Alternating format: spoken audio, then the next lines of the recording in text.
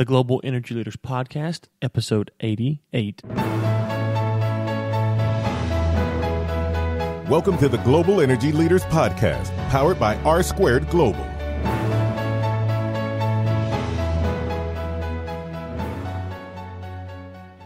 Welcome to another edition of the Global Energy Leaders Podcast. As always, I'm your host, Ryan Ray. So good to have you on today's episode where I talked to a friend of mine, Jacki from the Jacki Daily Show. If you remember, she was on our Trump 100-day roundtable, and also I made an appearance on her show a couple times now, one as an in-studio guest, and then briefly just to announce this, that she will be coming on as a regular contributor. So really excited to have on Jacki. We get into the electric vehicles and Europe energy and other stuff as well, and so really enjoy the discussion with her.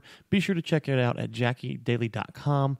We will link to her information in the show notes so you can find her. One other quick note before we continue is that over the past few months, really since the beginning, I guess on some terms, Michael Sims has been helping me with this show, and here the past few months, Chris Prine has come on to help me, and they are moving on.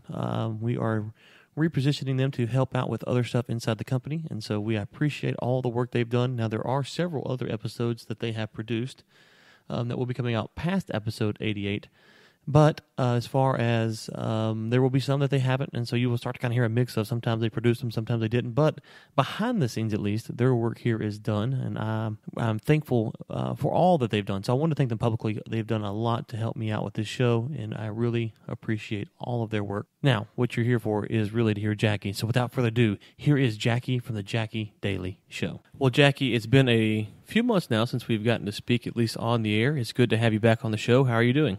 I'm doing great today. How are you? Doing well.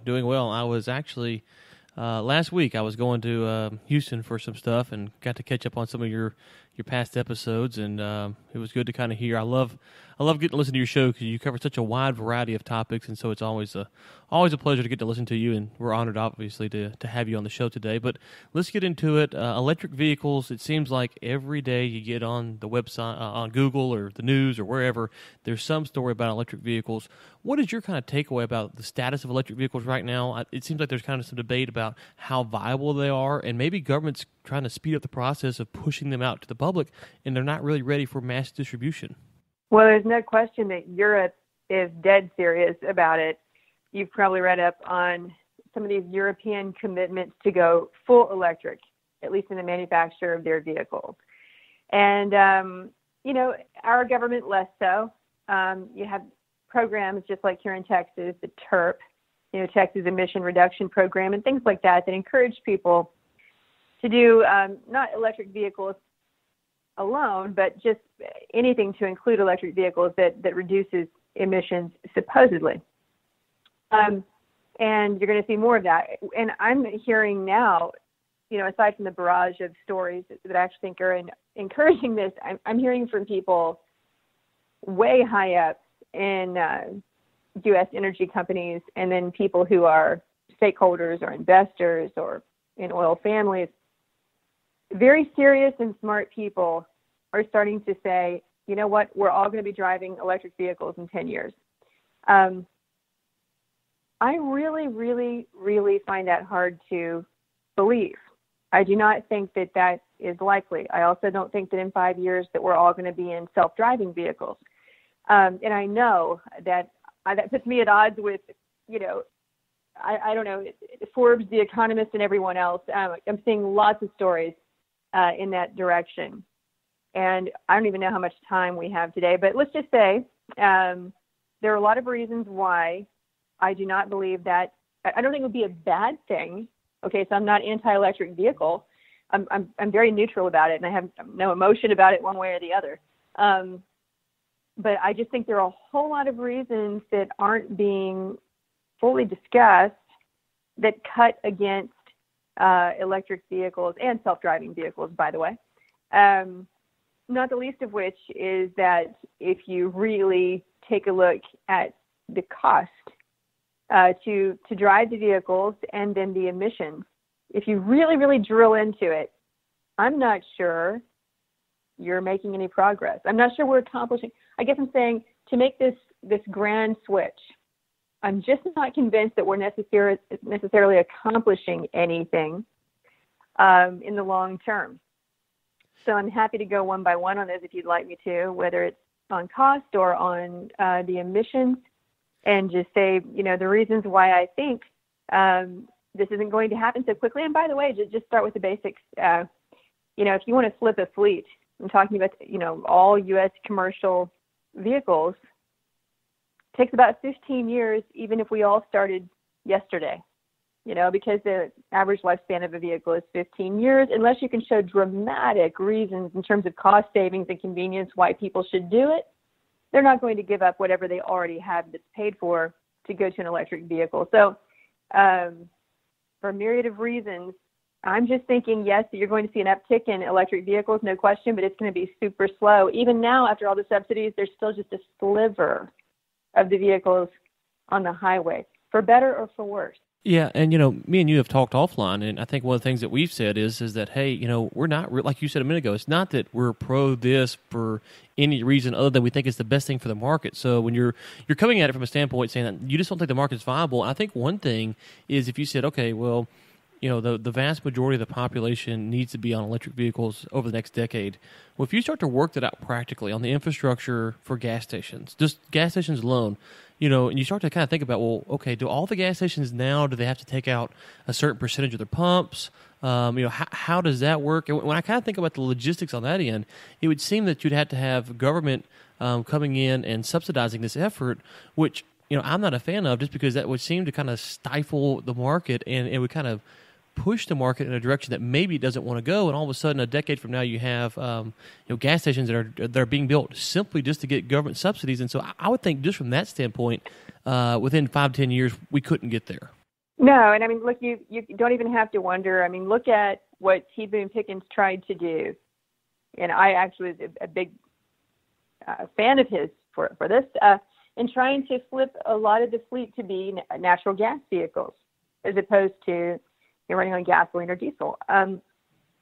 Look, I love the idea of natural gas vehicles. And if we could wave a wand and make that happen, I would be ecstatic about that for a lot of reasons.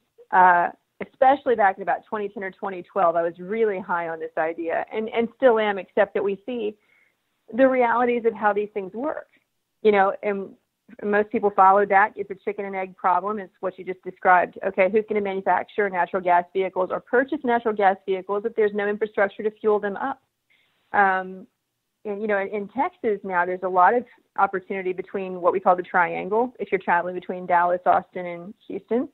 But look, for most people, that's just not an option. And so what do you do? And, Pickens was very serious about it, politically organized, had a lot of money behind it, still does. And we had success with things like fleet vehicles, where you had a bunch of vehicles coming together every night to refuel. Let's say whether it's taxi cabs or city buses or school buses or maybe even police departments or highway patrols, there you can actually make that work. And in big trucks, you can make it work. But for people like you and me, it's very difficult to make that happen. And I'm still wishing it well. There are a lot of really good reasons to do that. And, back in 2007, 2008, Iran and Venezuela mandated flex fuel in their vehicles precisely because they didn't want to be beholden to any sanctions on oil in particular. They wanted the flexibility of using oil or natural gas. And so anyway, as I said, there's so much that could be said about this in so little time.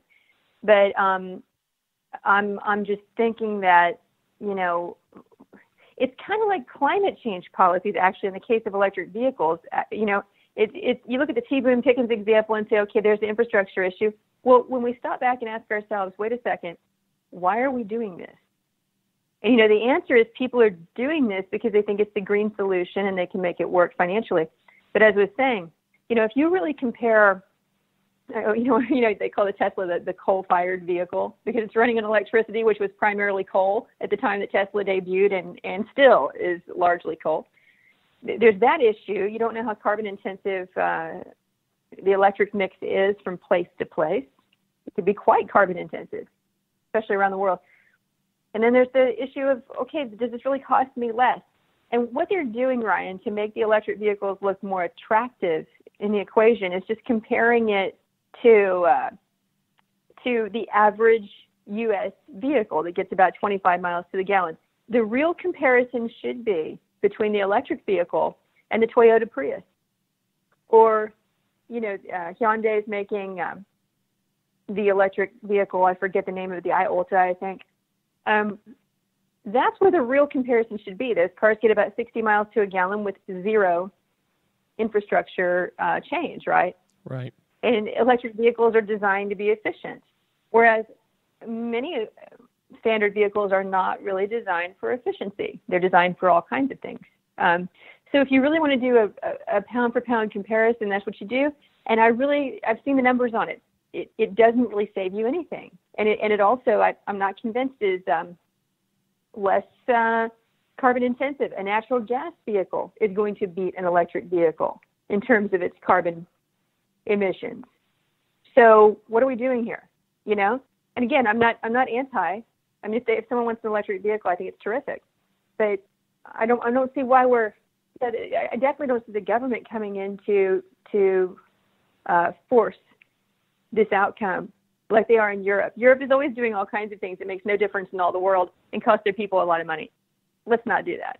I was doing an interview earlier today, and we were talking about Germany, and it's a reporter from Pinwell, and he was over there, and he's in London, I believe, or somewhere in England. I can't remember now. They got me off I kind of thought this off the top of my head. So, but anyways, we were talking earlier today, and he was talking about Germany and how they are publicly perceived as being very green. But if you actually look at the numbers of how their energy comes from coal and all this stuff, and that it's two different tales. And so, on the U.S. side of things, we hear of Europe as being this clean beacon of renewable energy. But if you actually break down the numbers, especially a country like Germany, it's nowhere near to what maybe Americans are led to believe.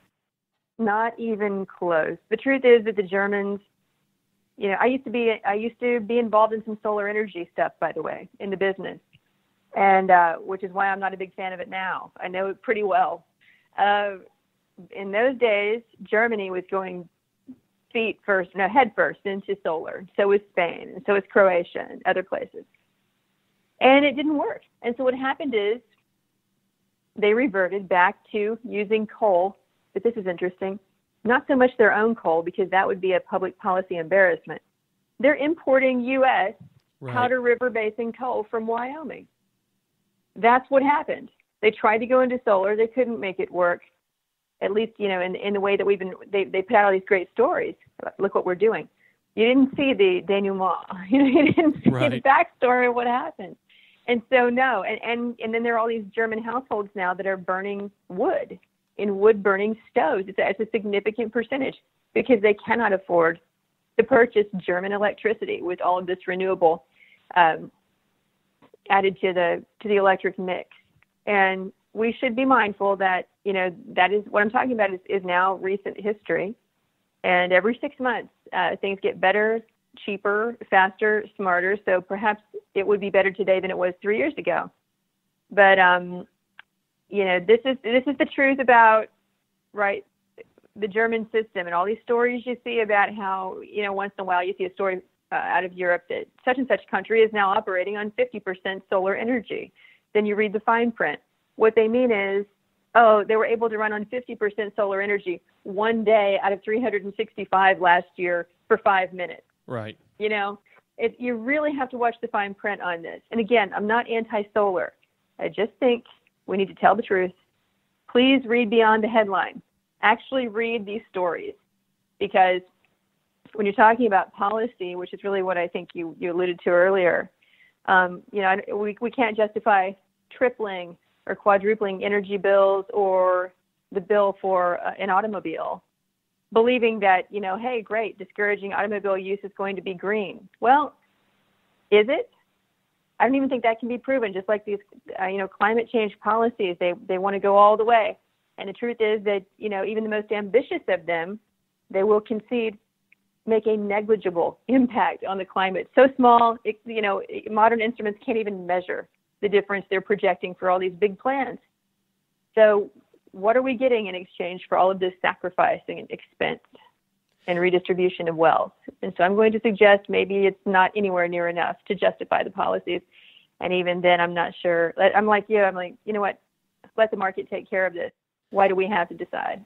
Well, you've spent time on the Hill, so I'll kind of let you go with this one here. But one of the things is talking to people just like you do around the world who are in the trenches, trying to get energy to people. And that's why I say on the show a lot is, no matter, we have people from all political spectrums that come on the show, and I let them kind of say their piece, and I want to hear what they have to say. And what I've learned is, and I know you know this, Jacki, is that most people in the energy business, they're really good people, and they're just trying to get energy to people who need it. Now, we may disagree on the execution of the strategy and how we should do that, but my question is that when you look to the leadership of these countries, U.S. or if it's European nations or wherever, it looks like some of the models that we have, especially for power distribution, are still centered around technology that's 50, 75 years old, and we really haven't caught up to 2017 and going, okay, you know what? We can probably do power distribution a lot more efficient and let the market influence it a lot more, whereas even in the U.S. where the government's probably out of it as much as it can be. Even here, the government seems to interfere too much. And if you were to roll back some of those regulations, look at how we can do maybe peer-to-peer trading or some of these other forms of energy, I think we could really make advances. And just to your point on solar, one of my contentions is that one of the problems solar has is that it's built right now in the U.S. at least. Okay, solar company A, they're going to get a tax credit from the U.S. government, and then they're going to sell it to the consumer who has to get a tax credit from the government. So the whole business model is built around both sides getting this tax credit, and it has to fit that kind of margin. Well, that really takes out the creativity of how you're going to create your solar product because you're trying to hit these tax credits. Whereas if you could come in and the government roll back regulation, you could come in and say, you know what, we're going to create this product, we're going to try, and maybe we fail. That's part of the market system, right? But we're going to try to see what the consumers actually want without having the government having to help us or them. What are your thoughts on that?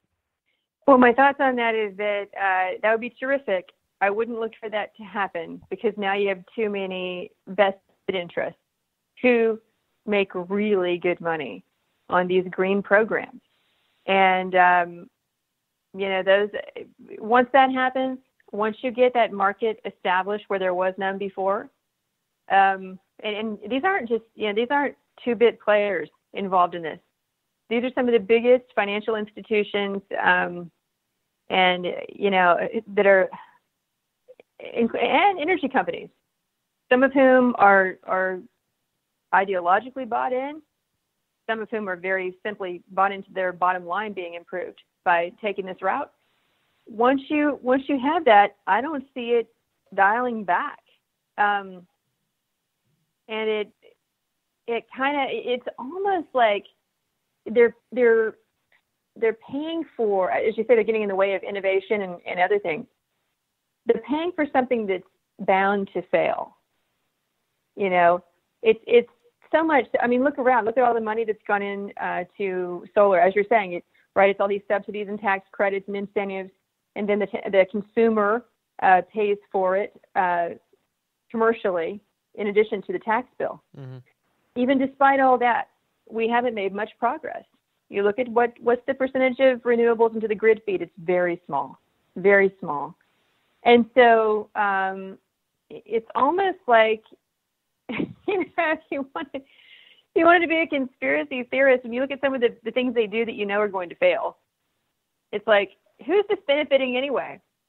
It keeps competition and innovation out of the energy sector and benefits the people who are already there. Right, and all me and you, I think, are saying is that we want competition because if solar is the next best thing, then that's actually what we want. We just think that the government subsidizing it is actually holding them back, right? Well, it's holding back what would be effective. If there's something out there, if there's a way to do this that can actually cut into the current mix, to the grid feed or be viable, and I'm sure there is. I'm sure there's a way to do it. But the truth is that most of what has been bought and paid for by the taxpayer is not that. And so all the resources go into the wrong place. And that's government for you. I mean, it's almost textbook. It's almost always that way. And so that's why can't we just look? We don't have to wonder anymore. There aren't many mysteries left after the 20th century about what works and what doesn't. Mm-hmm. You have 100 examples. Government intervention in trying to innovate doesn't work. The government's not an innovator. And there's some people who want to push back on me about that. No, they're not. No, they're not. The private sector is where the innovation comes from. And,